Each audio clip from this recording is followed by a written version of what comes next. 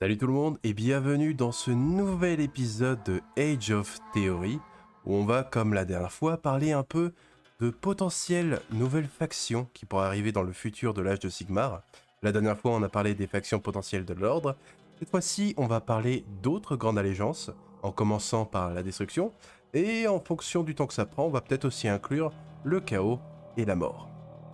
Et je suis de nouveau en compagnie de nos très chers Aurelius et Drakix qui vont apporter un peu aussi leur point de vue. Bonjour Elrid, bonjour à tous. Salut Aurelius, salut Aerith. Du coup, très heureux de vous avoir avec nous ici pour ce petit podcast. Podcast. Et alors, on a dit qu'on commençait par la destruction et la potentielle faction qui commence à être un peu teasée depuis quelques temps. On commence à avoir des doutes que ça pourrait venir. Ce serait les Drogruk. Du coup, pour ceux qui connaissent pas, c'est le nom du peuple de Kragnos, le dieu des séismes. Avant qu'il soit devenu un dieu, il faisait partie justement d'une tribu de sorte de centauroïdes, mais non chaotiques. Ce ne sont pas des dragons ogoth, des shagoth, comme on peut les appeler dans l'ancien monde. Ils sont pas liés au chaos. Ce sont des créatures natives de Gur, le royaume des bêtes. Et ça laisse aussi penser qu'on pourrait avoir, si on a un Battle Tome avec ces Drogok, peut-être qu'on pourrait avoir aussi d'autres hommes bêtes non chaotiques, du coup, qui seraient dans la destruction. Vous, de votre côté, qu'est-ce que vous en pensez? Est-ce que vous pensez qu'on pourrait avoir un jour cette fameuse faction? Quelles sont un peu les chances? Et qu'est-ce qu'il pourrait y avoir d'autre en plus? Allez-y. Eh bien, Kragnos étant quand même le dieu des séismes et la figurine divine finalement de la faction de la destruction en ce moment, c'est vrai que le voir arriver issu d'une nouvelle espèce qu'on n'avait jamais vue jusqu'alors et qui a tout cassé sur son passage, c'était intéressant. Et du coup, ce serait quand même très intéressant qu'il ait son armée et que la destruction ait une nouvelle tête d'affiche, autre que les orques du coup, ou les gobelins, ou les géants. Donc c'est sûr que la voir à la tête d'une nouvelle armée, une nouvelle faction directement pourrait être très intéressant. Sachant que dans le lore, il cherche justement son peuple après être sorti de sa prison et avoir cassé tout ce qu'il voyait autour de lui. Donc dans le lore, la main de Mork ou de Gork, on sait pas trop, aurait vu des traces de son peuple et les aurait effacées pour continuer de contrôler Kragnos.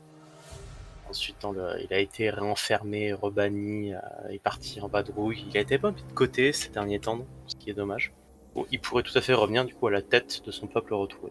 Ouais, c'est vrai que ça serait très complémentaire de le voir arriver avec sa faction. Donc, parce que déjà en termes de nombre d'armées en destru, bon ben, il y en a pas des masses. Donc c'est vrai que ça serait hyper intéressant d'en avoir un peu plus.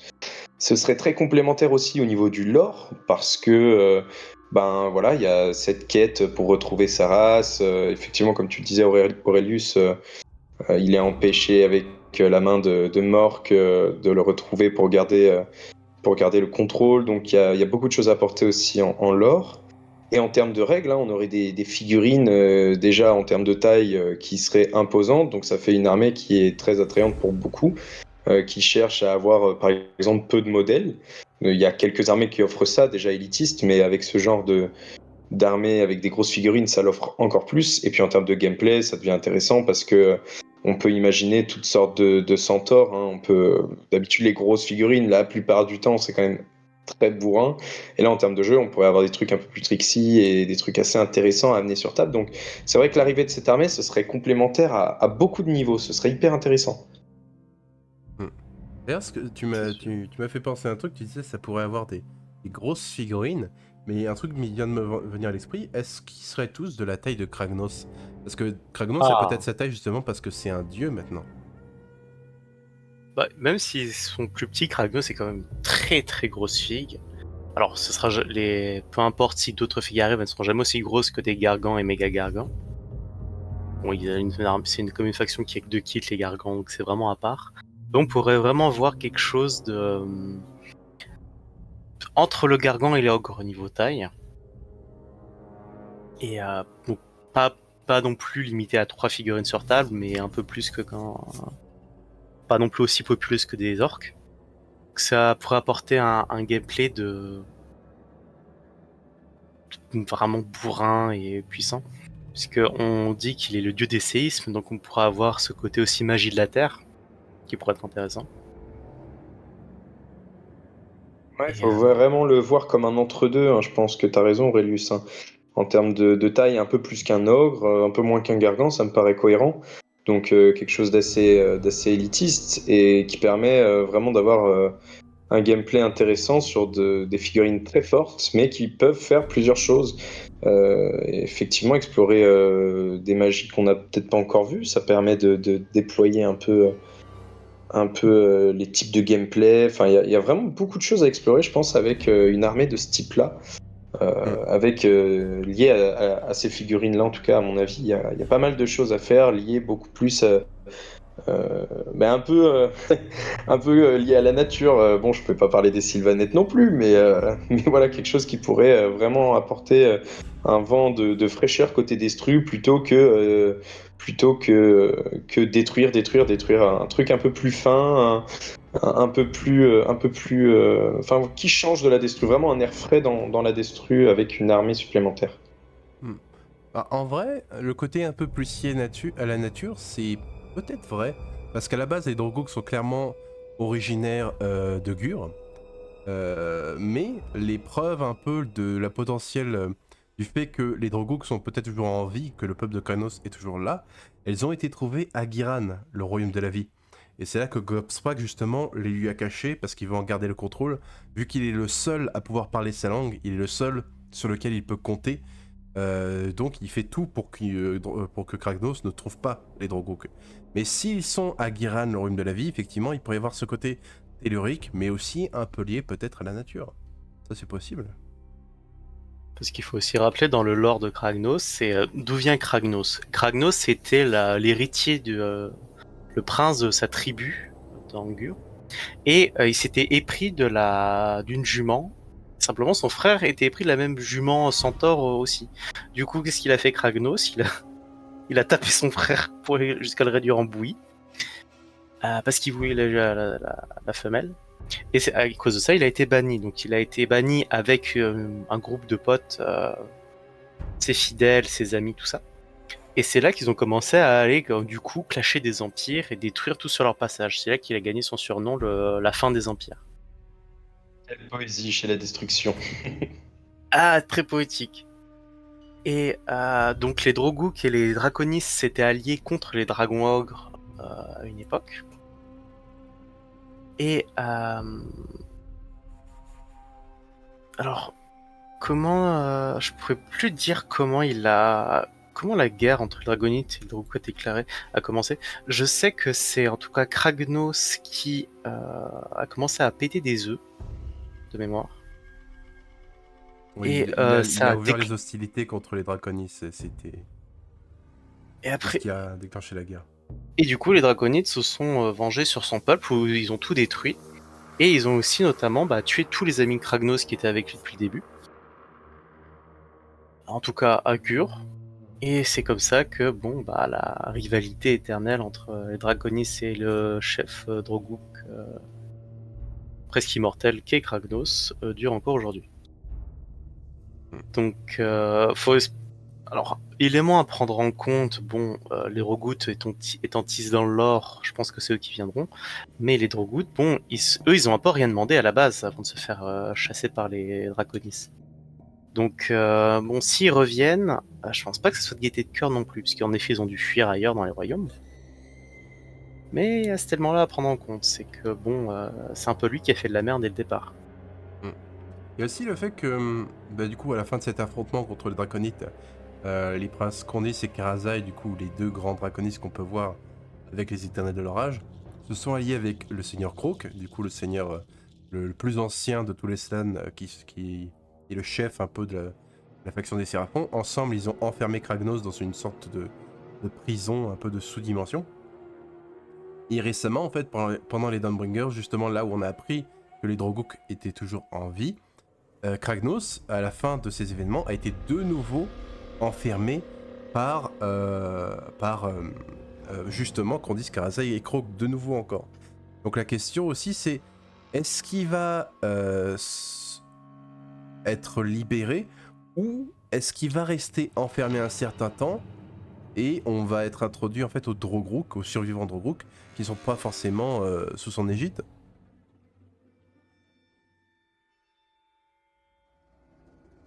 C'est possible.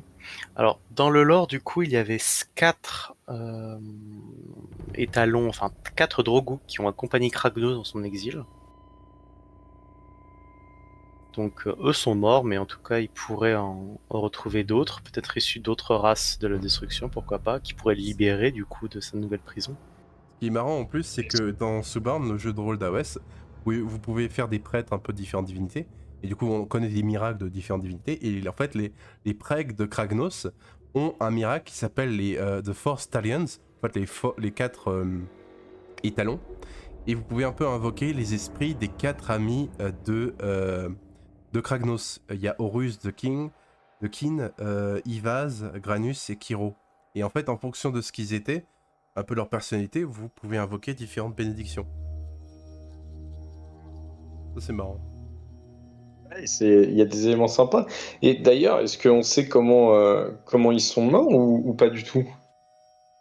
Il me semble qu'ils sont morts pendant la guerre contre les Draconis. D'accord, Durant c'est le ça, ouais. siège du coup de Vetsoskol, c'était la capitale des Draconis. C'était un peu la bataille ultime et c'est là qu'il les a perdus en fait. Mais c'est intéressant que comme c'était des amis, il était si proche d'eux que comme il était une divinité, c'est resté lié à lui en fait, étrangement à son essence.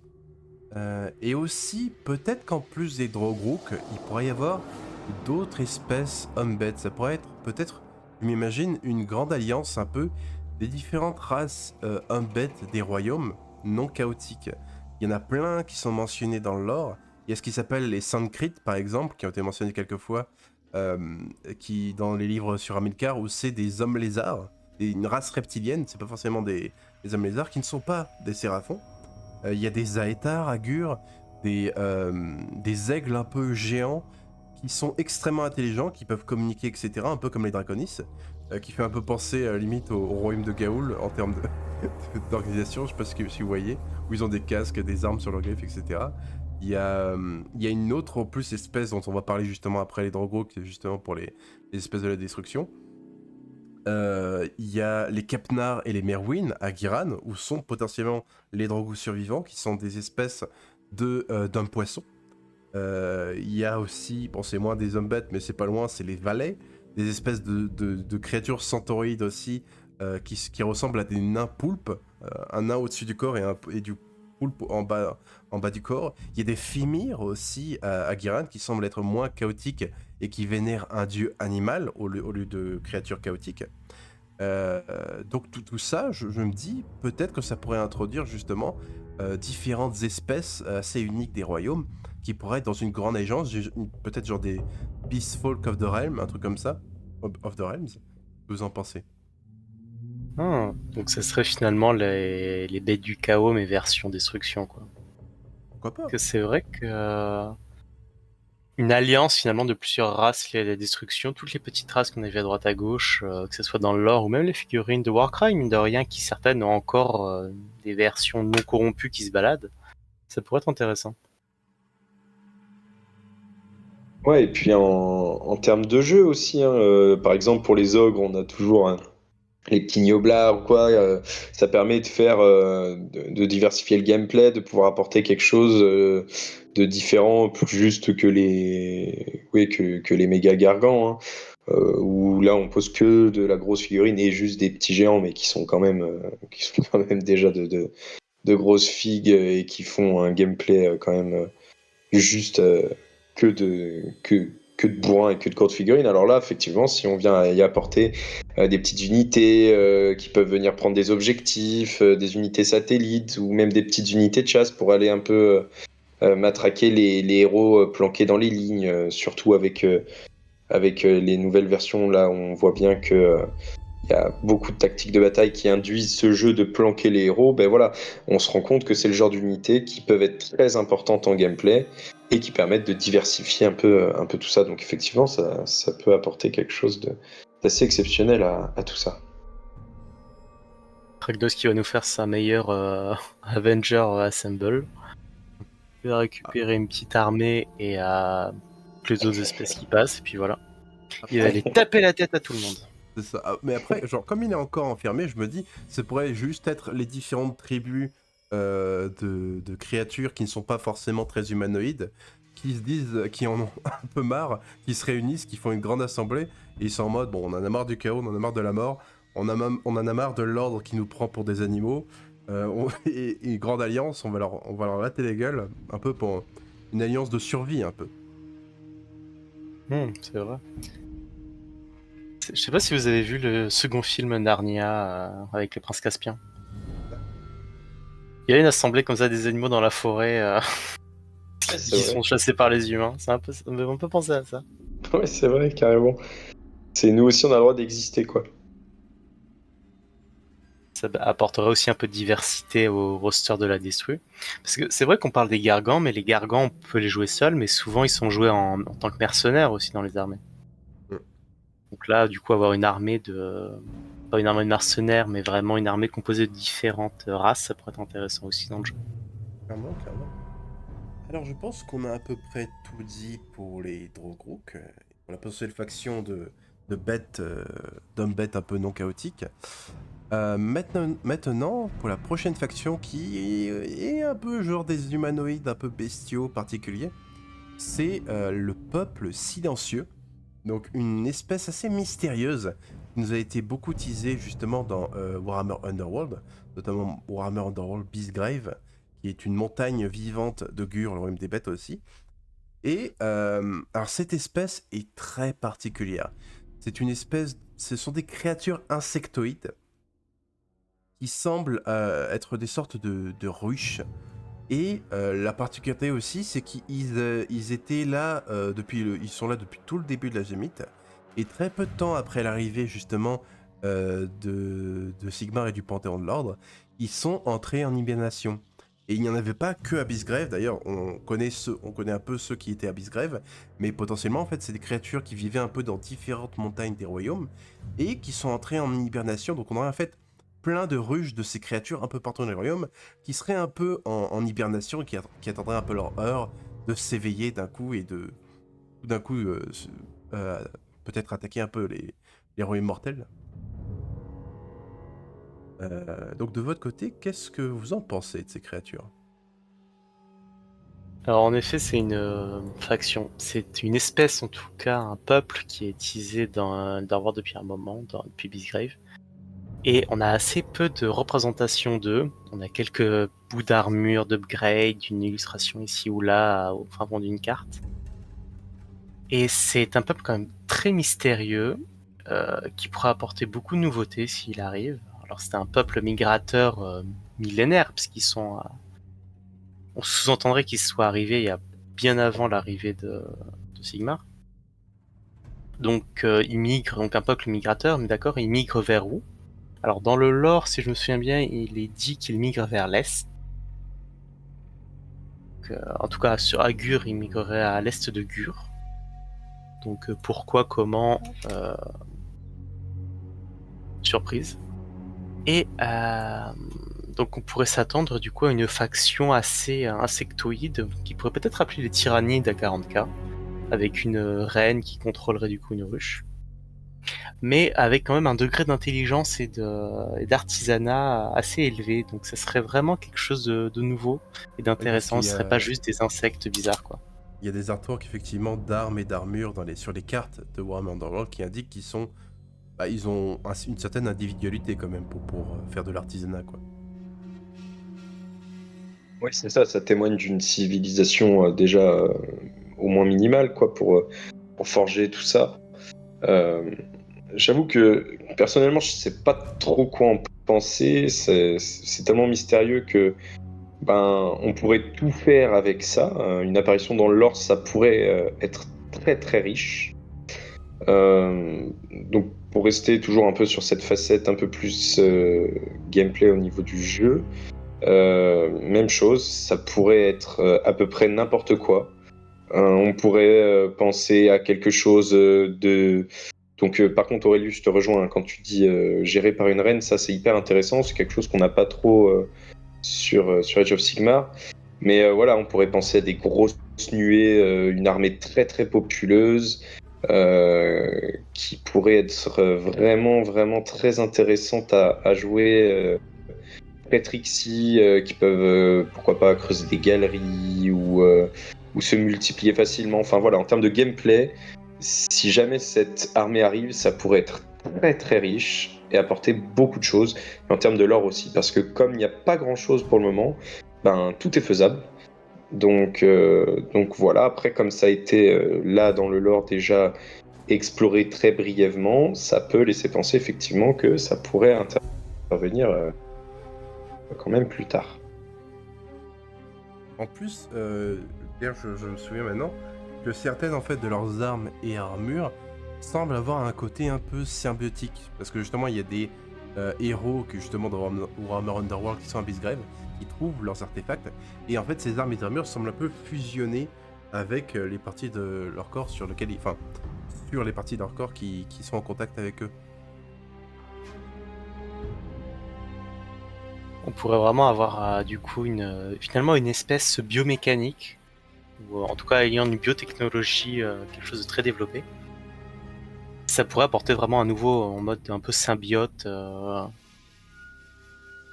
une biotechnologie, quelque chose de vraiment novateur pour ouais, c'est quelque chose qu'on n'a même pas à 40K finalement. Bah, Ça sent le si, quand même, mélange nécron-tyrannide, tout ça. c'est un peu ça. Les Ouais, tyrannides, peut-être. c'est pas la même degré, c'est vraiment une évolution, c'est vraiment des êtres vivants quoi.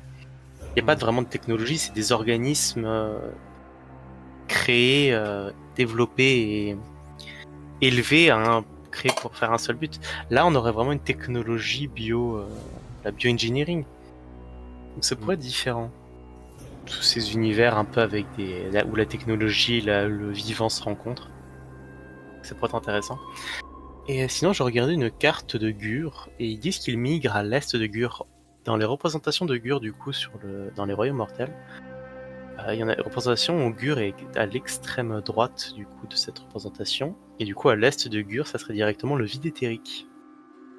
Alors, ça dépend, parce que s'ils partent de Beastgrave par rapport à la map, ils étaient tout à l'ouest de la map qu'on connaît d'Augure. Et d'ailleurs, Beastgrave a été détruit par les Séraphons il y a très peu de temps, mais potentiellement, en tout cas, les membres du peuple silencieux qui étaient à Beastgrave ont peut-être certains ont fui un peu avant. Et en fait, à l'est de cette position, quand on va à l'est, au bout d'un moment, on arrive à Excelsis, la cité principale de Sigmar, d'Augure. Donc voilà, il y a aussi ce genre de petits soucis. Excelsis qui a déjà encore aussi pas mal bouffé durant les événements des Broken quand elle s'est fait justement attaquer par Kragnos et la WAG aussi de Gordrak. Mais du coup, ça fait une super introduction pour cette potentielle nouvelle faction. Parce que du coup, dans le lore, là pour l'instant, ça fait pas de bruit, mais ça migre. Et le jour où, bam, ils arrivent devant Excelsis, grosse baston, hyper belle introduction. Les Stormcast qui arrivent pour défendre la cité. On sait à quel point Games adore introduire des factions face à des Stormcast. Voilà, tout y est quoi. C'est vraiment le jackpot si jamais cette faction tombe sur Excelsis. D'autant qu'aussi Excelsis a la particularité d'avoir des fragments de la lance de Malus. En fait, c'est un fragment d'une oeil de l'ancien monde qui se trouve au milieu de la ville. Et en fait, il mine ce fragment. Et ça crée un peu, avec ces fragments, il les consomme ensuite, me demandez pas comment ça marche, il les sniff, je sais pas, et ça leur donne des visions. En fait, tout le monde utilise ces fragments pour la moitié, genre un pêcheur va prendre ces fragments pour essayer de trouver les meilleurs endroits où il y a du poisson, ce genre de choses. Donc c'est vraiment une cité où tous les habitants utilisent des prophéties comme si c'était totalement normal. Et bien souvent, en fait, comme c'est une cité qui est empreinte de beaucoup de prophéties, ce qui pourrait être marrant, c'est qu'on commence justement à avoir des histoires avec celle-ci, où ils commencent à avoir des visions d'un truc qui approche, et ça pourrait justement nous utiliser le truc. Ouais, un bon mineur prend un bon jus de lance au petit-déj et se dit oh mince, là ça craint ce qui arrive. Une grosse nuée d'insectes. En plus, comme par hasard, il faut miner donc la lance, donc des galeries probablement. Et là, hop, qu'est-ce qui sort des galeries? Bam, des petits insectes qui viennent ravager la cité. Non, non, franchement, ça pourrait être hyper cool au niveau du lore, ça pourrait être hyper intéressant. Et puis superbe introduction, ça. Hmm. Ça marcherait, Après la très lance, très elle est bien. au milieu d'un lac, ou au milieu de l'eau, donc je suis pas sûr que ce soit une bonne idée pour eux de creuser par là. Mais, mais il pourrait sortir du sol, ouais. Ah, c'est sûr que du coup, encore à voir. Alors, l'action reviendrait à Excelsis qui a déjà été le point culminant de l'ère de la bête. Mais je sais pas du coup si on y retournerait si vite. Ce serait un jour, je pense pas que ce serait... Pas la prochaine version, quoi. Peut-être pas. Peut-être pas. Peut-être celle D'autant d'après. que, comme on le disait, le continent... En fait, ils sont à plusieurs continents de distance, limite à 2-3 continents de distance, Bisgrave et Excelsis. Si ça se fait, bon, ça leur prendra peut-être un petit moment. S'ils vont dans cette... S'ils s'arrêtent à Excelsis, moi c'est qu'une supposition, bien sûr. Ça se trouve, ils vont passer par Excelsis, mais en fait, ils veulent encore aller à l'est et vraiment sortir des royaumes mortels pour migrer ailleurs. Peut-être que c'est une espèce intergalactique qui voyage vers le vide éthérique. Du coup, c'est les... Qui se ouais, balade. c'est les tyrannides, ils vont dans 40K, et puis voilà. Voilà, ils sont de passage. Hein. Nous ne faisons que passer, messieurs. C'est ça, petit raccourci, allez, bonjour. On fait dodo parce qu'on est fatigué, mais ce qu'il y a ça à prendre en compte, c'est qu'ils ont un cycle de d'hibernation de multimillénaire, ce qui est quand même ce qu'ils attendent en fait. Ils attendent quoi? C'est la question. Qui? Mais sinon, bon, on n'a pas vraiment plus d'infos. Parce qu'on les dit humanoïdes, or je me souviens dans un artwork qu'on a eu d'eux, on aurait vraiment dit un Bah, ils ont genre pas de fourmi. Ils ont pas tous les mêmes formes. En fait, je pense que c'est clairement un peu comme comme une colonie de fourmis. Il y a différents rôles et du coup il y a ils ont différentes formes quoi. Voilà donc pour la destruction. Voilà donc pour les factions les plus plausibles de la destruction en tout cas. Maintenant nous pouvons passer au chaos, je vous dis, et spécifiquement du coup sur le potentiel retour des zombettes. Dans le lore, ils ont été pas mal, en tout cas les zombettes qui ne sont pas affiliés à un dieu spécifique se sont fait beaucoup massacrer pour le coup. Leur nombre a été très réduit dans les événements récents et les survivants se sont un peu cachés dans les profondeurs des forêts. La question est, est-ce qu'ils vont finir par revenir par avoir des nouvelles figues pour AOS et qui iraient avoir la faction? Qu'est-ce que vous en pensez du coup? Bah, ça. Alors, Allworld et AOS sont maintenant vraiment deux univers séparés que Games ne veut absolument pas mélanger. Donc, on a enfin Kate qui est arrivé pour Allworld, qui est vraiment la nouvelle faction phare pour cet univers. Ils ont retiré du coup les hommes bêtes et les orques sauvages.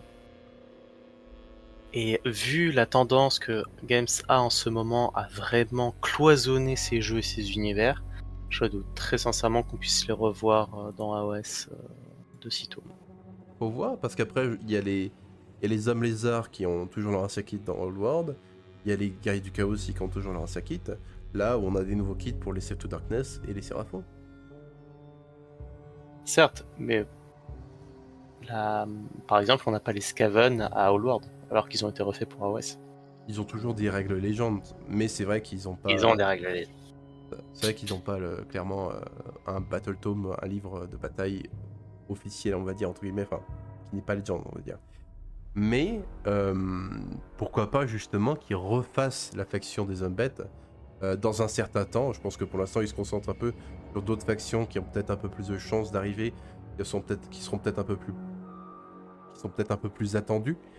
Et éventuellement, ils pourraient refaire les hommes bêtes du chaos. Les bêtes du chaos, d'ailleurs, c'est pas juste les hommes bêtes. Il y a d'autres espèces, d'ailleurs, qui ont été un peu ajoutées. On en parlait un peu plus tôt. Il y a les fomoroïdes, il y a les ogroïdes, il y a les sphyranx, il y a différentes créatures. En vrai, au lieu de faire revenir les bestigores, ceux qu'on connaît beaucoup, on pourrait avoir justement toutes sortes de créatures qui ont été corrompues et modifiées par le chaos, qui sont origines des royaumes mortels, comme le sont les sphyranx, les ogroïdes, les fomoroïdes, etc. Et ça ferait une faction de bêtes du chaos assez unique finalement. Dans ce format-là, ça pourrait, parce que c'est vrai que faire revenir des bestigores, tout ça, j'y crois vraiment moyen. Je vois pas l'intérêt de Games de les virer pour les remettre. Donc pour ça, je pense pas qu'on les reverra comme ils étaient avant. Si effectivement il y a refonte d'hommes-bêtes, ce sera complètement différent, avec le regroupement de tout ce qu'il y a dans les différents BT en termes de bêtes chaotiques. Après, moi j'ai un problème par rapport à ça. Si c'est le cas, je pense notamment donc effectivement avec Raptorix, Fury, tout ça, c'est des unités satellites qui sont importantes en termes de gameplay pour les armées dans lesquelles elles sont. Et ça me paraît compliqué à remplacer.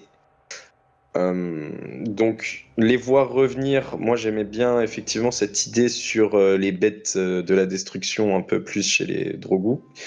Et ce serait effectivement le seul moyen de revoir des hommes bêtes, je pense, parce que je les vois pas enlever une faction pour les remettre plus tard. Après, il y a une petite nuance, je pense, c'est que les Furies, les Raptorix, je suis pas sûr, mais les Furies sont des démons du chaos universel, pas vraiment des hommes bêtes. Oui, c'est vrai pour les Furies, effectivement. Ouais. Après, c'est sûr qu'avec même plutôt Warcry Games, ça a introduit énormément de bêtes du chaos et de nouvelles races, plutôt affiliées au chaos, mais pas que finalement. Ils pourraient remonter un BT comme ça, même si bon, je les vois pas trop le faire. Après, on a aussi tout ce qui est bêtes du chaos qui sont liés aux dieux, donc notamment les Slangor et les Tsangor. Donc techniquement, ils sont encore présents dans AOS avec ces deux kits pour ces deux dieux. Donc on pourrait peut-être même plus tard avoir la version Nurgle et Korn, à savoir les Pestigor et les Korngor, Ouais. qui seraient du coup des kits liés à ces dieux-là pour AOS. Et des Skavengor. Ouais, pourquoi pas, les Skaven. C'est le cinquième du majeur du chaos, maintenant, le raccordu. Faut pas l'oublier, ouais, il faut l'ajouter, lui, il va pas être content si tu l'oublies, fais attention, tu pourrais te transformer en Skaven. Skavengor. Bah, un immonde mélange d'hommes bêtes rats bizarres. C'est un rat ogre du Ah, coup. la Mais là, tronche. ce serait quelque chose qui se Ouais, fait un c'est peu ça. naturellement. Enfin, naturellement. Quand un endroit est corrompu. Ah, si on pourrait me dire plus et dire que les Skaven sont des hommes bêtes directement. Ouais, c'est clair, c'est En plutôt vrai. ça, ouais. En vrai, oui, pourquoi pas. Le BT n'a jamais disparu en fait. Il était là sous nos yeux depuis le début. Comme on a fait pour pas le voir. Ça, mais oui, en fait, bon, ok, autant pour moi. Bon, voilà, il y avait le Skaven.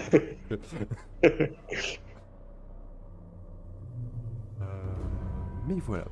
Mais oui, clairement, je pense que vraiment les créatures qu'on a dans Warcry, donc que je parlais, les Sphyranx, les Ogroïdes, les Fomoroïdes, etc. Je pense vraiment que c'était peut-être un essai, justement, parce que Warcry, justement, et même Underworld, c'est un peu le bac à sable d'AOS, c'est là où ils testent des trucs. Et peut-être justement qu'ils prenaient la température pour introduire peut-être plus tard des zombettes, ou en tout cas des créatures un peu humbettes corrompues, parce que c'est pas comme les humbettes qui naissent un peu humbettes. Là, ce sont des créatures qui n'étaient pas corrompues avant et qui sont devenues corrompues. Mais ce sont des bêtes du chaos quand même. Et ça pourrait créer quelque chose d'intéressant, parce que genre, juste les Sphyranx par exemple, c'était un ordre de sphinx un peu intelligent de Ish, qui servait d'Eclis, et qui veillait sur des artefacts, sur des savoirs arcaniques. Et le truc, c'est qu'ils étaient incapables de manipuler la magie, et du coup, ils se sont retrouvés un peu jaloux, et Tynch les a un peu corrompus, et les a retournés contre Teclis. Les ogroïdes, c'était un peu pareil. À la base, ils faisaient partie du peuple des Gorohan, qui servaient Gorka Morka, qui étaient avec Gorka Morka, qui étaient des forgerons, des créateurs assez talentueux. Et au bout d'un moment, en fait, ils ont voulu un peu créer leur propre civilisation, leur cité, leur empire, etc. Ce qui n'a pas plu aux Zoruk, aux serviteurs de Gorka Morka, qui eux voulaient ne créer des choses que pour détruire, qui voulaient détruire. Et en fait, les ogroïdes, les Gorohan se sont retrouvés à construire des cités au milieu d'Oruk qui étaient complètement qui détruisait tout ce qu'ils créaient, et ça a créé une guerre entre les Gorohan et les peuples de la destruction, qui a failli en fait tuer tous les Gorohan et qui les a poussés en fait dans leur retranchement jusqu'à ce qu'en fait ils commencent à se tourner vers les dieux sombres. Même si certains ne se sont pas tournés vers les dieux sombres et sont restés dans la destruction, c'est d'ailleurs pour ça qu'on a eu un régiment de renom sur eux jouable dans la destruction, ce qui était fun. Et ce qui a donné ensuite les ogroïdes. Les Fomorides, c'était un peu différent, c'était une race esclave de l'Omnipoint qui construisait, qui étaient des bâtisseurs, des architectes assez talentueux. Et ils ont fini par se libérer. Manque de peau, à peine quelques temps après leur libération, Archaon est arrivé. Et apparemment, ces Fomorides, c'était tellement des bâtisseurs de forteresses talentueux, il leur a tellement mis ils ont tellement réussi à résister aux assauts d'Archaon, en tout cas un certain temps, qu'après les avoir vaincus, au lieu de les soumettre et de les contrôler, il a décidé de leur briser l'esprit pour qu'ils ne construisent jamais, en fait, pour qu'ils ne soient jamais ses ennemis de nouveau. En fait, il n'a même pas intégré les Fomorides dans ses armées, mais il leur a brisé l'esprit, et maintenant c'est des bêtes de somme, quoi. Donc... non, Ça tous ces peut, peuples hein, sont intéressants. c'est sûr. Ouais. Il y a simplement une chose, c'est tu les mets sous quelle bannière? Quel dieu ils prient, tout ça? Parce que si ils décident de se rebeller un peu contre ceux qui les contrôlent, ben, je les vois mal, chacun, les uns et les autres, avoir assez de puissance pour défier Archaon notamment et dire nous, on fait ce qu'on peut, quoi. En termes de lore, ça me paraît compliqué de dire je prête plus allégeance à cet endroit et je vais dans ma propre armée, quoi. Moi, je les vois plus comme un melting pot, en fait, de différentes bêtes du chaos, de différentes créatures un peu du chaos. Ça n'a pas forcément besoin d'être une force cohésive. Je veux dire, il y a qu'à voir les Zoruk, c'est pas vraiment une force cohésive. Il y a des wags un peu partout qui vont un peu péter tout partout. Ce serait peut-être plus justement, ça réunit différentes espèces comme ça. Ouais, ok. Par exemple, prenez les ogroïdes. Les ogroïdes ont 3 kits déjà. Donc il y a le Myrmidon qui est venu avec Warcry. Donc très sympa à l'époque, ça a changé. Ensuite, on a eu un kit pour Slave to Darkness, là, les Théridons. Mais avant ça, on avait eu le Thaumaturge qui était sorti de mémoire avec... Silver Tower. Comment ça s'appelait? Silver Tower, exactement. Et qui du coup est un ogroïde aussi, donc un ogroïde affilié à un dieu. Donc pour la même espèce, on a déjà 3 kits. On pourrait avoir du coup un nouveau kit avec de quoi l'affilier à Nurgle, Slanesh et Khorne. Ou sinon en chaos universel. Après, c'est des filles quand même qui sont très sympas, là, ces genres de Minotaur à longue corne, là. Et les lier du coup aux autres créatures sorties pour Warcry et aux... Ouais, en plus, ça fait un rappel vraiment sympa par rapport au Minotaur. Tout le monde dans Battle adorait jouer et affronter ce Minotaur là. Il était nommé, il s'appelait Dombull, je crois. Il était toujours impressionnant et du coup, de voir les ogroïdes, je pense que c'est ça qui a fait un peu leur succès. C'est des figurines appréciées et c'est ce rappel un peu des Minotaurs, des hommes bêtes. Donc, effectivement, il y a la relève qui est assurée par rapport aux Minots de Battle. On pourrait sinon les voir arriver à développer un peu la faction qui existe déjà dans les Slave to Darkness. Même si bon, les Slave to Darkness sont un peu faction fourre-tout en ce moment. Où il y a vraiment de tout, on peut jouer de tout. Et peut-être que séparer, c'est un peu toutes ces sous-factions finalement du chaos pourrait aider à sortir de nouveaux gameplays, de nouvelles unités, de nouvelles figurines. C'est ça qu'on veut finalement. Du coup, pour la prochaine faction potentielle du chaos qui pourrait arriver, ce serait une faction qui serait plus un nouveau Battle Tome, qui réunirait des unités qui sont déjà présentes et qui pourrait en ajouter aussi. Euh, Ce serait un Battle Tome démon du chaos universel. Parce que c'est vrai qu'on a les Slaves of Darkness, mais c'est vrai qu'il manque ce Battle Tome qui réunit un peu tous les démons, qui pourrait justement inclure Be'lakor en plus. Une faction qui était iconique de Battle. On avait vraiment les deux aspects, l'aspect guerrier avec donc les guerriers du chaos et l'aspect démoniaque avec les démons du chaos. C'était scindé et effectivement on retrouvait Be'lakor chez les démons.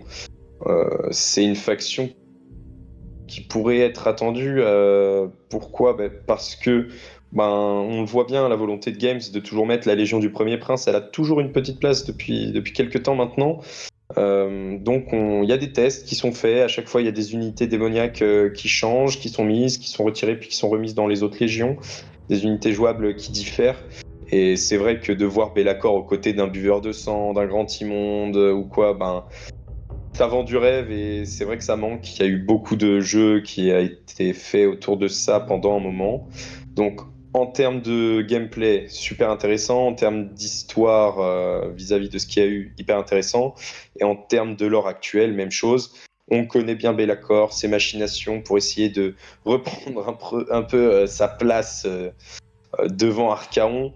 Donc si à un moment il a vraiment un éclat de gloire, un moment où il brille, je le vois bien avec ses propres forces revenir sur le devant de la scène pour dire à Archaon, doucement, j'arrive, je suis là.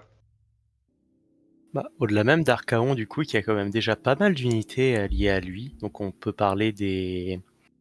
Alors c'est les légionnaires qui sont à lui, t'as le Centaurion qui lui est lié aussi. Tu as aussi Eternus, le Stormcast du chaos, Mm. comme ça qu'il s'appelle. Ouais, l'ancien Varanguard reforgé par Voilà. Be'lakor avec... Ancien capitaine du 8e ouais. cercle de la Vanguard. Donc il a Ouais. quand même déjà pas mal d'unités qui lui sont liées. Donc en tout cas pour le côté humain de cette nouvelle faction de démons du chaos. Enfin de chaos universel plutôt. Et rajouter quelques kits de démons un peu, mais qui ne soient pas liés aux 4 autres dieux. Donc vraiment des démons universels, un peu comme les Furies, ou alors je me souviens d'un kit qui était sorti à Forge World pour Horus Heresy, de 3 démons, bon, c'est un peu corneux parce qu'il est un peu rouge avec des marteaux, mais vraiment avoir des démons qui ne soient pas liés aux 4 grands dieux, et qu'on pourrait du coup lier à Be'lakor ou jouer tout seul en tant que vraiment faction du chaos universel. Hmm. Et pour renforcer ça, on pourrait avoir vraiment aussi du coup des Dark Stormcast qui arriveraient pour Be'lakor en tant que c'est une ou deux unités, on va pas non plus ressortir une faction pour. Mais c'est quelque chose de tout à fait possible qui pourrait avoir un BT qui changerait du coup pour les KO2, qui changerait du coup des 4 grandes allégeances qu'on connaît, qu'on voit un peu partout. Surtout que pour le KO, AOS a tendance à avoir ses propres démons. On peut penser du coup aux enfants de Slanesh notamment, Mm. et qui un peu ce côté chasse gardée, exclusivité finalement. Ouais, j'aime bien l'idée du Stormcast un peu dark. Ce serait sous forme de un peu le plan que Be'lakor a trouvé pour surpasser Archaon, parce que c'est toujours cette course entre lui et Archaon. Ce serait un peu le plan qu'il a trouvé pour lui passer devant, de dire, ben moi j'ai trouvé un moyen d'utiliser la reforge de Sigmar et je peux l'appliquer aux guerriers du chaos et tu vas voir, je vais te passer devant avec ça, je vais te dominer et rouler sur le monde pour montrer ma domination.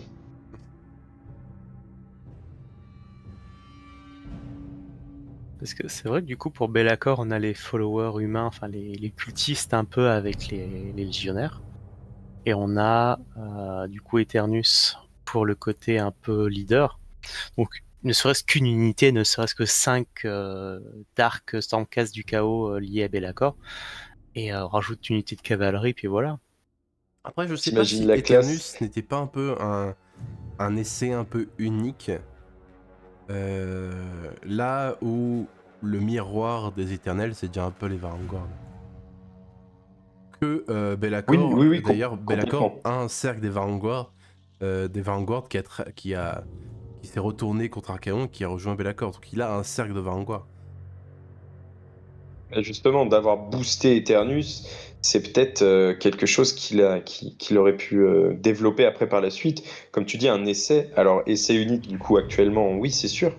Actuellement, il y a que Eternus qui a été reforgé par Be'lakor, parce que le terme, c'est bien reforgé, puisqu'il a dû tuer Eternus, qui d'ailleurs n'était pas son nom de Varangard. Je me souviens plus de son nom de Varangard. Mais il a dû tuer le Varangard pour créer Eternus à partir de l'âme. Il a vraiment été reforgé. Donc, si Be'lakor a trouvé le tips, est-ce qu'il pourrait pas, à terme, potentiellement le réutiliser, puis on verrait des élus du chaos reforgés, des guerriers du chaos reforgés, des chevaliers du chaos même reforgés. Ça pourrait vraiment ouvrir une toute autre armée sur du chaos universel. Bon, après, on part un peu loin, là, bien sûr, c'est de la spéculation plus que de la théorie, mais c'est vrai que ça pourrait être intéressant et en termes de lore, pas si éloigné de quelque. Enfin, c'est pas non plus si fou que ça à imaginer.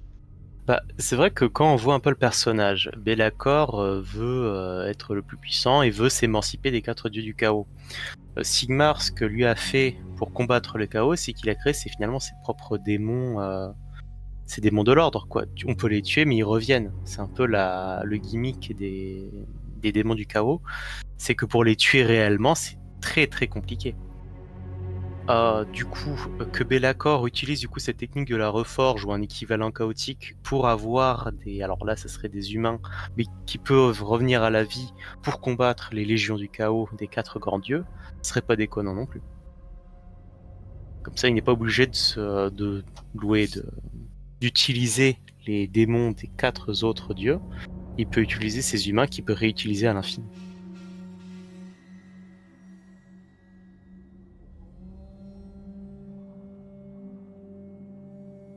Et en termes d'image, bon ben là, Games, là, ils se régalent, hein. Ils ont l'image du Stormcast, qui d'ailleurs a probablement de l'inspiration guerrier du chaos à la base, hein, tout comme tout ce qui est ultramarine, tout ça, le guerrier bien armuré. Avant tout ça, il y avait les guerriers du chaos. Est-ce qu'il n'y a pas eu inspiration de ça? Ben, ça pourrait faire une continuité, quoi. Ils adorent ce genre de choses, ils savent très très bien le faire. Moi, je dis que ce serait tout bénef pour eux, quoi. Les guerriers du chaos qui a inspiré les Stormcast, qui vont inspirer les Darkcast, Darkception. Guerrier du chaos, l'origine de tout. Finalement, c'est une course à l'armement. Ouais, c'est Donc, faut toujours avoir un coup d'avance sur ses adversaires. Et du coup, ce que Sigmar a fait avec les Stormcast, les Éternels de l'Orage, de pouvoir les faire revenir, tels et finalement les démons du chaos. Alors, ils y laissent un bout de leur âme et de leur identité au passage, pour ne devenir que des êtres de foudre et de combat. Ça en fait des démons de l'ordre finalement. Ils ne sont là que pour se battre, pour Sigmar, pour sa domination totale sur les royaumes mortels. Donc que Be'lakor fasse ça pour les chaoteux, bon, c'est pas déconnant. Peut-être quand même un peu plus d'individualité que par exemple les Séraphons, qui sont littéralement des démons de l'ordre pour le coup. oui, c'est clair. Ça. Après, petit à petit, alors du coup ils ont une fin avec les problèmes de la Réforge. Et du coup, la dernière sortie dans le lore des Stormcast, les chambres de l'oubli, c'est ça? Non, les chambres de la Perdition. perdition, voilà. Donc ils ont quand même une fin, mais ils peuvent être réutilisés plusieurs fois. C'est pas un mortel où il meurt, bah merde, faut recommencer, faut en retrouver un, l'entraîner, merci, au revoir. Bon, en tout cas, il y a pas mal de Après, choses à en dire. il y a déjà des champions du chaos, genre sans compter les princes démons, il y a déjà des champions du chaos qui ont reçu une bénédiction et qui sont ramenés parfois, qui sont où leur vie est allongée, ce genre de choses, sans qu'ils aient besoin d'être reforgés ou quoi. Et ça suffit amplement, en tout cas pour les. Oui, oui, pour les champions. Là, c'était plus l'idée de dire qu'il peut l'appliquer à des guerriers de base, quoi, pour avoir sa propre armée. Mais bon, effectivement, c'était pas le sujet de base. On s'est un peu égaré par rapport à l'armée de Be'lakor, mais l'idée de base, c'était de dire effectivement de regrouper les démons universels, enfin, tout ce qui va être effectivement les furies, regroupés avec les quelques kits qu'il a déjà, donc effectivement Eternus avec en tant Après aussi, dans que un second. BT un peu démon du chaos universel, moi j'inclurais aussi les démons des différents du majeur aussi, hein. Comme ce qu'on peut avoir, ce qu'on pouvait avoir justement avant, où il y avait justement vous pouvez jouer un duc buveur de sang, avec un duc du Chopin, etc. Alors c'est vrai qu'on a eu des régiments de renom récemment, où vous pouvez justement jouer des régiments d'un dieu majeur qu'on pouvait jouer dans tout le chaos. Il y en avait à peu près pour chaque dieu majeur. Donc avec les régiments de renom, on peut faire ça en quelque sorte, mais on a moins de choix sur les unités, quoi. Les régiments, vous avez une liste bien précise et vous pouvez jouer ça, quoi. Là, ce serait un BT, on pourrait vraiment tout jouer en termes de démons.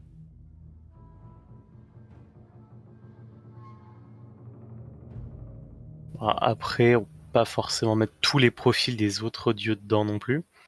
Dire, vous pouvez utiliser les unités des autres BT chaotiques, quoi. Ça me paraît compliqué, c'est-à-dire que tu dois acheter 5 BT pour jouer ton BT. On parle de games, ça ne serait pas Non, étonnant. non, ça n'a aucune logique. Non, je pense qu'ils incluraient les profils dedans. Après, comme tu dis, est-ce qu'ils auraient tous les démons? Je sais pas. Mais peut-être ne serait-ce que le dieu majeur et les dieux un peu mineurs Oui, de chaque dieu, oui, c'est quoi. ça. J'imagine bien Be'lakor pouvoir ouvrir un portail. Enfin, c'est vraiment le style de jeu qui fait quoi. C'est dans l'ombre. Ouvrir un petit portail pour dire, allez, les démons mineurs et majeurs. Effectivement, il n'y aurait pas plus que ça. Toutes les figurines liées aux démons majeurs ou mineurs. Donc, par exemple, je prends des Bloodletter à pied et ou sur Juggernaut, par exemple, mais pas plus que les démons majeurs et mineurs. Effectivement, ça fait déjà un beau BT, quoi. Plus les démons KO universel, ça remplit bien le contrat, je pense. Maintenant, passons aux potentielles prochaines factions de la mort. Vu que en plus la Grande Alliance de la mort n'a encore que 4 factions, ils en auraient un peu besoin, somme toute. Sachant aussi que pour l'instant, on en a parlé un peu justement avant de faire la vidéo, mais Nagash devrait avoir au total 9 Mortarques. Actuellement, on en a 6. On a Neferata, la Mortarque du sang, Manfred, le Mortarque de la nuit, Arcane, le Mortarque des sacrements, Ushoran, le Mortarque de l'illusion, Olinder, la Mortarque du deuil, et Katakros, le Mortarque des nécropoles. Et du coup, il nous en manque 3 potentiellement. Donc on pourra un peu discuter de ce que pourrait être un peu ces 3 prochains Mortarques et quelle faction ils pourraient apporter avec eux. Mais une faction que je trouve bien intéressante qui pourrait arriver, d'abord parlons des ce que j'aime appeler un peu les Cities of Nagash. C'est-à-dire que bien souvent dans le lore, beaucoup de peuples, de mortels, sont un peu mentionnés, du coup qui vénéraient Nagash, et qui seraient justement dans les territoires qui sont dans l'empire de Nagash. On sait notamment que les Ossiarch Bone Reaper,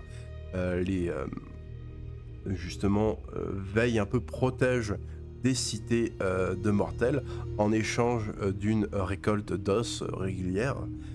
Donc ça pourrait être assez intéressant, je trouve, ça pourrait donner un miroir un peu aux Cities of Sigmar, et on pourrait avoir un design un peu plus de mortels, d'humains, peut-être d'ailleurs d'autres espèces, d'elfes, d'ogres, etc., de nains, qui serait qui a un design plus lié un peu à Shaiish, le royaume de la mort. Qu'est-ce que vous en pensez? Alors c'est sûr que pour contrebalancer les cités de Sigmar, les cités de Nagash, ça pourrait être très intéressant. Ça renforcerait vraiment la rivalité entre les deux. Sigmar sort les éternels, Nagash sort les Ossiarch. Et du coup chacun aurait ses followers. C'est vrai que du coup Nagash reste un dieu de la mort, mais un dieu quand même. Donc il a pas que des squelettes, des Ossiarch, des vampires à sa botte, il a aussi des fidèles humains, enfin mortels. Ce qui nous permettrait du coup d'avoir une faction très cosmopolite avec plusieurs races et qui vénérerait Nagash comme dieu de la mort à travers les royaumes. Il pourrait adhérer un peu à sa nécrotopie, ou plutôt chercher sa protection contre du coup les autres divinités d'Awas. Donc tout à fait, on peut imaginer des noirs serments par exemple qui l'auraient rejoint, des humains qui fuiraient un peu le côté strict de l'ordre, ce genre de choses. Ça pourrait tout à fait être envisageable. Complètement, on a tendance à un peu oublier que Nagash est un dieu et donc prié par des mortels aussi. Donc, ouais, effectivement, il n'y a pas que des fantômes, il n'y a pas que des zombies, des squelettes, des vampires. Il y a les mortels qui le prient.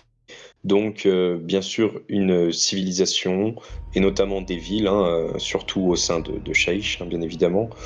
Donc, pourquoi pas avoir une armée autour de ça, une faction qui s'ajouterait autour de ça, et du fait que Nagash, donc pièce centrale en termes de jeu, de figurines et de lore pour tous les royaumes, enfin pour tous les morts et notamment pour le royaume de Shaish, puisse avoir sa faction de mortels qui le prie et qui pourrait s'ajouter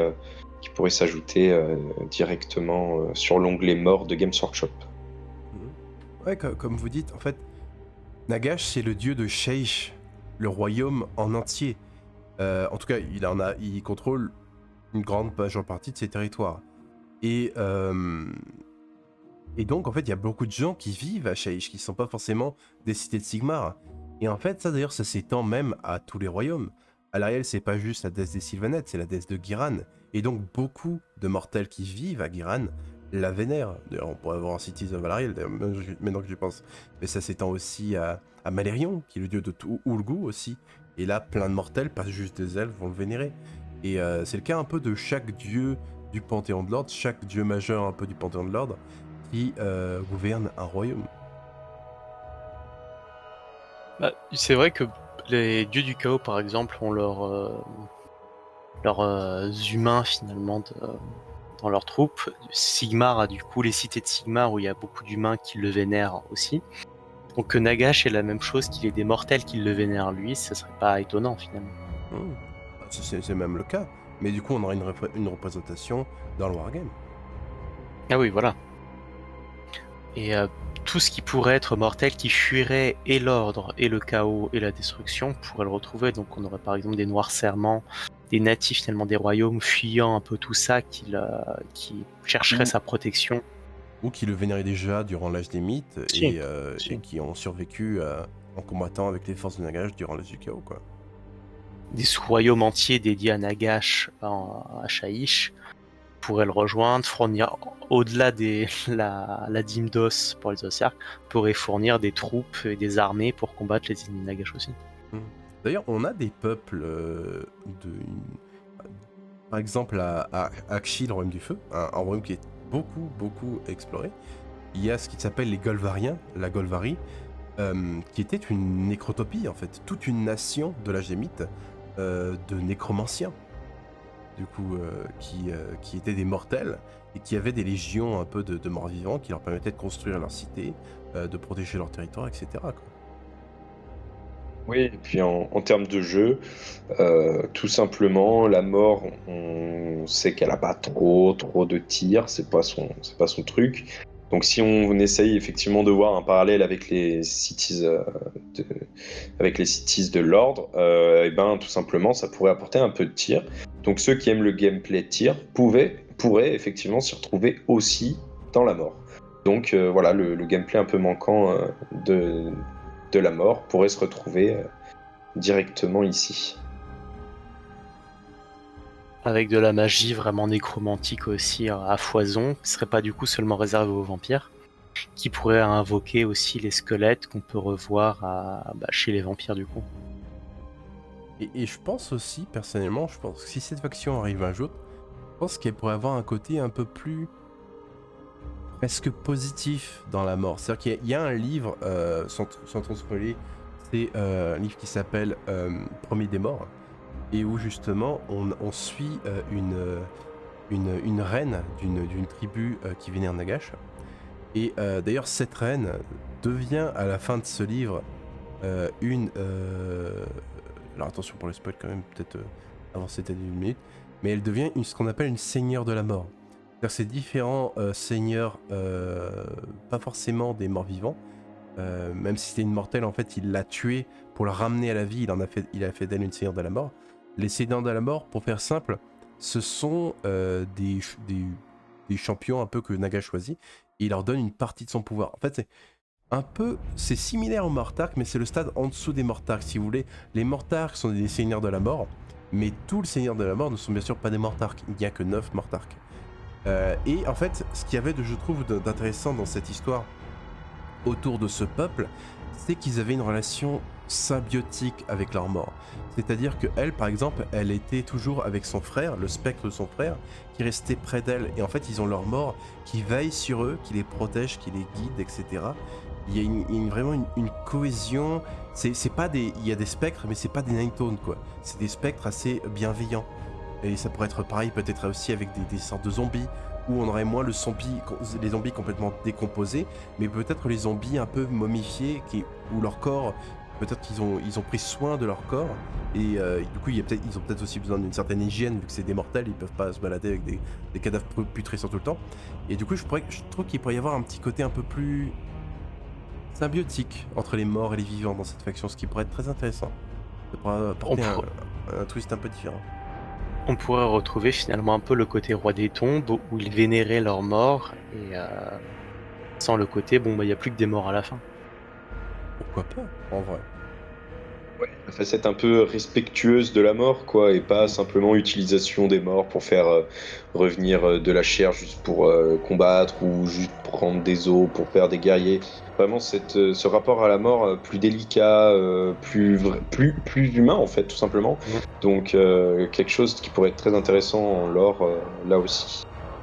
C'est vrai que les Nighthaunt, la faction du coup des fantômes de Nagash, les Nighthaunt, c'est un peu les parias, c'est les criminels, c'est les mauvaises personnes de la mort qui sont représentées. Donc avoir le côté du coup positif de ça, les personnes vertueuses qui servent Nagash dans la mort, ça pourrait être intéressant. Exactement, comme on le dit, comme vous l'avez dit, les Nighthaunt, c'est ceux qui sont punis. Et Nagash s'est clairement dit que il ne punit pas tout le monde, il y a des gens qui jugent dignes, qui jugent bons, et qui laissent vivre en paix, enfin qui laissent vivre leur après-vie en paix. Mine de rien, en fait, on a tendance à voir Nagash comme un peu le despote tyrannique, ce qu'il est quelque part. Mais on a tendance aussi à oublier que Nagash a différents aspects dans l'Age de Sigmar. Il y a différents fragments de lui qui sont parfois un peu différents de lui. Il y a par exemple Bal Nagash, qui est un peu l'enfant ténébreux. C'est genre un aspect de Nagash qui a une forme un peu d'enfant et qui reste au chevet de parents qui sont en train de mourir. C'est un truc assez attendrissant presque. C'est morbide bien sûr, mais il y a un petit côté attendrissant. Il y a aussi Nagash mort, qui est genre le faucheur des champs de bataille. C'est un aspect de dieu de la mort un peu plus guerrier de Nagash, et il vient en fait faucher les âmes des guerriers après des batailles. Donc vraiment, ça pourrait être intéressant justement d'explorer peut-être ces aspects du coup qui sont plus positifs et qui sont bien souvent vénérés par les mortels. Et du coup, cette cité reflèterait un peu ce côté légèrement plus positif de Nagash.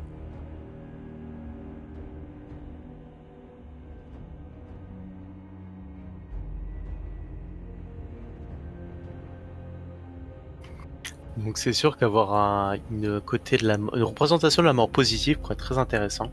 Alors je sais que dans notre culture plutôt occidentale, on a un rapport assez négatif à la mort. On va pleurer, on va se mettre en noir, on va faire notre deuil et tout et tout. Dans d'autres cultures, c'est pas le cas. D'autres cultures, prenons par exemple la culture malgache, ils ont un côté beaucoup plus bienveillant, positif vis-à-vis de la mort, où c'est vraiment quelque chose qu'on n'a pas chez nous. Où ils vont régulièrement ils vont faire ce qu'on appelle le retournement des morts, où ils vont danser avec, ça va être on va fêter le mort, on va danser avec, on va danser pour lui, on va boire, on va bien manger, on va se retrouver en communauté. Un peu comme la muerte pour les cultures Exactement. hispaniques, ce genre de choses. Aussi. Donc c'est vrai que finalement avoir ce côté beaucoup plus positif de la mort dans AOS, ça pourrait être très intéressant aussi et apporter un nouveau regard et de nouvelles perspectives pour la mort. Clairement, en fait, ce serait limite la faction pour... Si vous préférez un peu les good guys, mais que vous voulez vraiment des nécromanciens, quoi. Bah, c'est vrai que du coup, il reste encore une figurine de nécromancien à OS tiré de Battle. Donc ça reste finalement un genre de mortel. Bah, il est chez les Soulblight d'ailleurs. Mais avoir une faction finalement de ces gens-là, nécromanciens, liés à la mort, travaillant avec, ça pourrait être très intéressant aussi. Et du coup, peut-être réutiliser des kits ou avoir totalement une nouvelle armée liée à la mort positive finalement. Que ce soit pas juste des fantômes vengeurs qui vont venir te couper la tête avec leurs chaînes et leurs glaglac.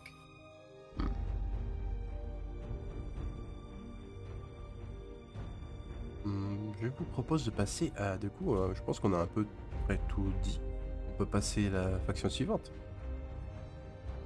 Ouais, passons à la suite. Alors, la suivante, elle va sans doute faire un peu débat. Mais justement, on réfléchissait aux potentiels autres Mortars qui nous manqueraient les 3 derniers. Et on a comparé avec les Mortars, les titres de Mortars qu'on connaissait dans l'Ancien Monde. Et il y en a 2 autres, en plus de ceux qui sont déjà dans AOS. Il y avait Vlad von Karstein, qui était le Mortarque des Ombres, et aussi celui qui va nous intéresser. Et il y avait Luthor Archon, le Mortarque des Abysses. Et là, justement, je trouve qu'il y a un intérêt très intéressant à avoir une faction, du coup, de code vampire, entre guillemets, dans AOS. C'est le fait que les idonettes existent. Et c'est vraiment une espèce que Nagash est profondément, c'est des voleurs d'âme. Et ça m'étonnerait pas qu'il ait créé justement une armée un peu... il a déjà un peu les Nighthaunt qui sont un peu son armée aérienne. Il a son armée de terre un peu d'élite qui sont les Ossiarques. Il n'a pas vraiment d'armée navale. Enfin, dans le lore, par contre, il y a des flottes de corsaires un peu morts-vivants qui existent. Ça a été mentionné plusieurs fois, donc ils sont là. Mais il n'y a pas encore cette faction dans le wargame. Et même si beaucoup de gens vont dire les codes vampires seront sûrement pour Oddworld, après tout on a eu KT, et c'est vrai, mais j'ai envie de dire, on pensait aussi que les nains du chaos ce serait aussi pour Oddworld, et ils sont venus pour AOS. Après, rien n'empêche qu'une armée nains du chaos sorte pour Oddworld dans le futur, avec le design de Total Warhammer qu'on connaît bien, mais je serais vraiment pas étonné de voir peut-être justement une code vampire pour la mort dans AOS. Qu'est-ce que vous en pensez ?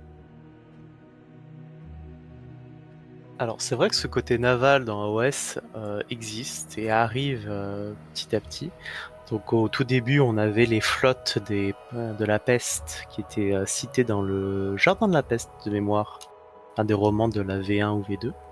Ensuite on a eu vraiment les différentes flottes marchandes, militaires des uns et des autres. On a eu les flottes Ogre aussi, notamment représentées en jeu pour une faction, une bande Underworld d'un ogre avec un manteau de pirate. Et ce ne serait pas du coup étonnant de voir débarquer vraiment une faction du coup de la mort, mais vraiment liée aux océans, aux noyés et aux gens qui prennent la mer. Je me souviens d'une citation, je ne sais plus d'où elle vient, qui disait qu'il y avait 3 étapes pour une personne. Il y avait les morts, les vivants et ceux qui partent en mer. Ah. Donc, je trouve ça assez poétique pour cette faction. Ah oui, carrément. Ça donne de l'essence à cette potentielle faction. La mort vue sous un autre angle. Tu vas un peu penser à Pierre des Ouais. Caraïbes 3 avec... Avec Davy Exactement. Jones, tout ça. Ouais, c'est vraiment ce lien à la mer. Hyper intéressant. Et puis en termes... Et la cause vampire, elle a littéralement été créée parce que Pierre des Caraïbes, je veux dire, Luthor Archon, c'est Jack Sparrow. Mais voilà. Mais non, mais clairement. Clairement, et puis en termes de modélisme, ça plaît. Enfin voilà, Games là encore a tout intérêt à le faire parce que ça va se vendre. C'est une faction de plus dans la mort. Et puis les gens aiment les pirates de toute façon, c'est quelque chose d'indéniable. Ça va être très stylé si ça sort. Et puis là, en termes de règles, il y a de quoi s'amuser à nouveau. On peut faire un tout autre gameplay là aussi. On peut repartir sur quelque chose d'un peu unique, pourquoi pas avec un espèce de système un peu à la Pourquoi pas à la Arcanote, à la Caradron, pourquoi pas un bateau qui se déplace. Y a plein de systèmes possibles, pas mal de nouveautés faisables. Un Je bateau pense que je spectral pense qu'il y a de volant, quoi s'amuser. Ouais, ce serait carrément stylé. Ça serait super. clairement. Bah, on a déjà des. Alors, c'est pour un décor idonette, mais on a déjà une ruine de navire, Josim. Ouais, les bateaux spectrales, c'est déjà plus ou moins intégré, c'est vrai. Mm, mm.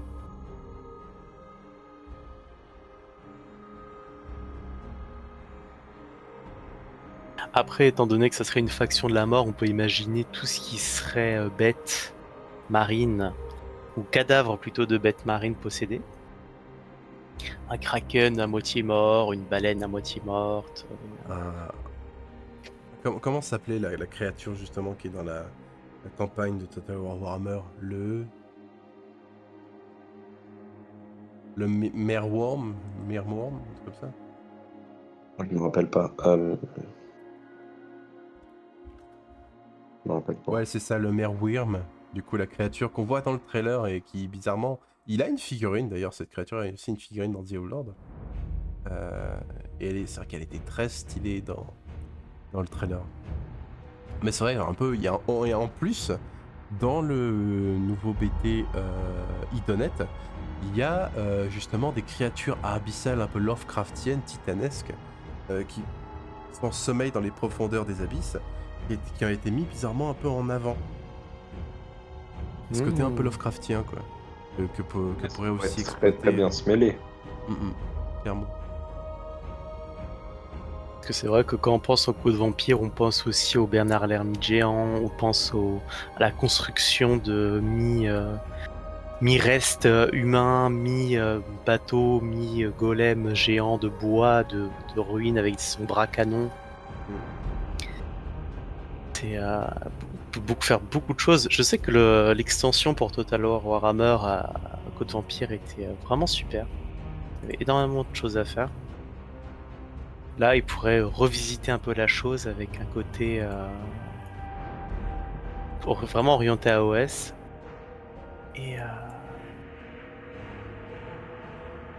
pourquoi pas, encore une fois, avoir une faction mixte avec différentes espèces. Par exemple, un gargan pirate, mercenaire, ou alors un cadavre ambulant, ou quelque chose dans ce genre-là. En fait, quelque chose qui change la cause vampire, c'est des vampires, justement. Là, il faudrait qu'on ait une faction qui ne soit pas liée aux vampires, mais seulement liée à la mort. Donc on va juste avoir des noyés, finalement, aussi. On va vraiment avoir ce côté lié à la mer et mort à cause de l'eau et de la mer, perdu en mer, ce genre de choses. On va même partir un peu dans le côté un peu malédiction, justement, encore une fois, Pirates des Caraïbes, avec certains, justement, soit en moitié morts et vivants, comme il y avait dans le 1, ou même des gens qui ont des morts un peu qui ont tellement passé de temps dans la mer, on peut commencer un peu à fusionner avec la faune et la flore locale. Moitié poulpe, moitié requin, moitié toutes sortes de choses. L'équipage du Hollandais volant, coff. Ouais, c'est clairement Bah oui. ça. Mais pourquoi changer ce qui marche? Warhammer, bah c'est sûr que ça plaît. Genre, c'est la raison C'est même vrai. de Warhammer. Pourquoi changer ce qui marche? Autant prendre ce qui marche. Et voilà. Une faction Davy Jones, ça serait quand même incroyable. Ma foi, je pense qu'on a tout dit. Donc voilà un peu pour toutes les factions les plus plausibles, les plus cohérentes, qui avaient le plus de chances selon nous d'arriver dans le futur. Il y en aura peut-être d'autres dont on pourra discuter dans le prochain épisode Age of Theory, où cette fois-ci on va parler justement de plusieurs théories, une sorte de compilation de différentes théories assez populaires dans la communauté Age of Sigmar, qui pourraient peut-être prédire des événements futurs, des choses futures qui pourraient arriver dans le futur de l'Age de Sigmar. Et avant de partir, ce que j'aimerais vous proposer, un peu ça peut être sympa, à Aurelius et à Drakix, peut-être, est-ce que vous pourriez donner une ou deux factions que vous pensez qui pourraient vraiment arriver à coup sûr qui pourraient peut-être être les prochaines nouvelles factions qui pourraient arriver, selon vous? Alors moi j'ai envie de dire Malérion. Malérion Ouais. et son peuple. Ouais, je pense qu'il n'y a pas trop de doute. Bah, c'est vrai que bon, on a une image déjà de lui qui date de la V1, on en parle de plus en plus dans le lore. Donc c'est la dernière faction elfe qui manque un peu, les elfes d'Ulgu. Donc je pense on risque pas trop à dire que Malarion on va vraiment arriver. Après, si je devais en choisir une deuxième, personnellement je dirais les Drogout pour la destruction. Car la destruction manque vraiment de faction quand même. Donc ça pourrait un peu renflouer un peu le roster des armées de la Destru. Après la disparition des orques sauvages. Et offrir du coup vraiment une nouvelle faction et un nouveau visage de la destruction. On sortirait un peu des orques et des géants. Et on aurait des centaures à cornes qui casseraient tous sur leur passage. Ouais, moi ça va être très simple, hein. De toute façon, sans prendre de risques, je vais dire les Umbranettes. Bon voilà, on les attendait, c'était soit eux, soit les Nains du Chaos. Donc sans fun, je dis les Umbranettes. Et après, si je devais en choisir une, si je laisse parler mon cœur, j'aimerais bien les démons du chaos de Be'lakor. Mais sinon, ce que j'aimerais vraiment voir et en potentiel arriver, moi je mets une petite pièce sur le peuple silencieux. Le peuple silencieux, ça me vend un peu du rêve, il y a beaucoup de choses à faire, ça peut être vraiment intéressant, donc je vais dire le peuple silencieux. Hmm. Ok. Moi, prochainement, ce serait clairement bon, les Umbranettes. Et ce serait peut-être pas forcément une nouvelle faction, mais ce serait l'extension un peu de Sylvanette avec les Kion aussi. Sinon, en troisième, si je devais mettre une petite piécette un peu, un petit peu Gumball, ce serait peut-être les petits Cities of Naga. Je sais pas pourquoi, mais allez. La mort aurait besoin d'une nouvelle faction aussi, dans l'absolu. C'est clair. Alors, en tout cas, on arrive à la fin de ce Age of Theory. Donc merci en tout cas à vous deux. C'était vraiment très sympathique. On a imaginé, on a rêvé. C'était vraiment très sympa. Et moi en tout cas, j'ai hâte de vous revoir pour la prochaine fois. Merci beaucoup d'être venu. Et je vous dis à plus pour la prochaine, à vous et à tout le monde. Merci beaucoup à tous les deux, c'était trop chouette encore. Merci, à bientôt. Merci Elrit, merci Drakix, ouais, c'était vraiment chouette. Et à bientôt pour la prochaine. Bonne journée à tous, au Salut! revoir. À plus.